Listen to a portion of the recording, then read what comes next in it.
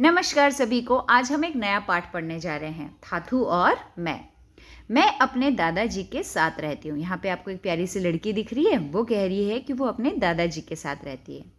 उन्हें मैं थाथा कहती हूँ, वो अपने दादाजी को थाथा कहती है।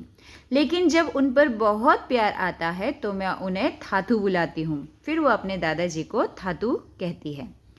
कभी कभी थाथू मुझे सिनेमा दिखाने बाहर ले जाते हैं। कभी कभी दादाजी क्या करते हैं, उसे सिनेमा दिखाने बाहर ले जाते हैं। मैं उनकी गोदी में बैठकर हॉर्न बजाती हूँ, पॉम पॉम। रास्ते की सब बकरियां और गायें दूर हट जाती हैं और रास्ते में जितनी बकरी और गायें आती हैं सारी की सारी क्या करती है, भाग जाती है। देखो यहाँ से आप देख सकते हैं। थाथू, क्यों ना हम चांद पर चलें। वो अपने दादाजी को कह रही है, दादाजी क्यों ना हम चांद पर चलें। मैं पूछती हूँ, वे सिर हिलाकर हंस देते हैं। तो दादाजी उसकी बात सुनकर क्या करते हैं, हंस देते हैं। थाथा के दांत नहीं हैं क्योंकि वो बूढ़े हैं ना बच्चों, इसलिए उनके पास दांत नहीं है। जब वे हंसते हैं तो एक गुलाबी सी दीवार दिखाई देती है, तो उनके दांतों की मीर नज़र आती है।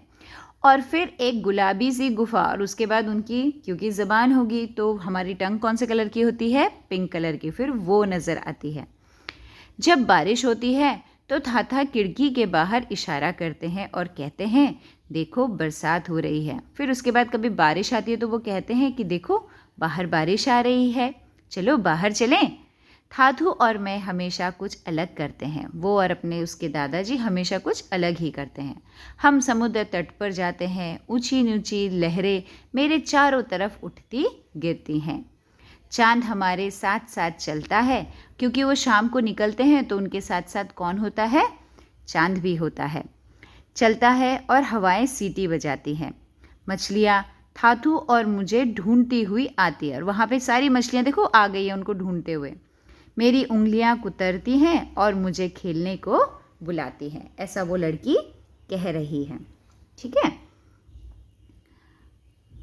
हम दौड़ लगाते हैं और कलाबाजियाँ करते हैं। वो अपने दादाजी के साथ दौड़ लगाती है और कलाबाजियाँ करती हैं। बहुत सारे आसन, मतलब कभी दौड़, तेज दौड़ना, कोई आसन करती रहती है। जब अंधेरा हो जाता है तो मैं थाथू का हाथ पकड़ लेती हूँ, क्योंकि अब अंधेरा हो जाता है तो उसे डर लगता है, तो अपने दादाजी का हाथ पकड़ लेती है। उनके साथ मैं कूदती फांदती घर आ जाती हूँ और फिर थाथू अपनी मनपसंद किताब पढ़ने बैठ जाते हैं। उसके बाद दादाजी क्या करते हैं, अपनी अच्छी सी कोई किताब जो उन्हें पसंद हो वो लेकर के पढ़ने बैठ जाते हैं।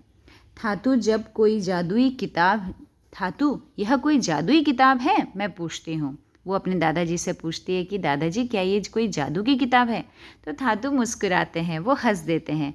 क्या मैं भी जादूगर बनूंगी, वो पूछती है, दादाजी क्या मैं भी कभी जादूगर बनूंगी।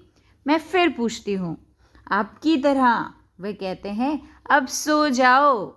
उसके दादाजी अब उसके साथ खेल खेल के थक गए हैं क्योंकि रात हो गई है। वो कहते हैं कि बेटा अब सो जाओ। उनकी गोद में सर रखकर मैं सो जाती हूँ। फिर वो अपने दादाजी की गोद में सर रखकर सो जाती है। मुझे अपने थाथू से बेहद प्यार है, मुझे अपने दादाजी से बहुत प्यार है। मैं प्रार्थना करती हूँ कि एक दिन मैं भी उनके जैसी बनूं। वो अपने दादाजी के जैसी ही बनना चाहती है। और ये कहानी किसने लिखी है, गीता धर्मराजन ने।